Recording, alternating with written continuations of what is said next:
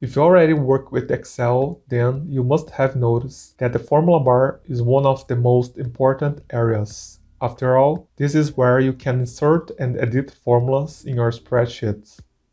However, the formula bar may disappear in your Excel, but the good news is that you can easily enable it. If you notice here that the formula bar disappears in your Excel, then you'll have two options to unhide it. The first option is to access the View tab and check the formula bar option.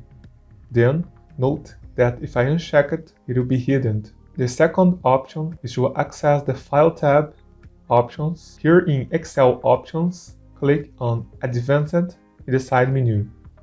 Scroll down the bar until you find the Display group.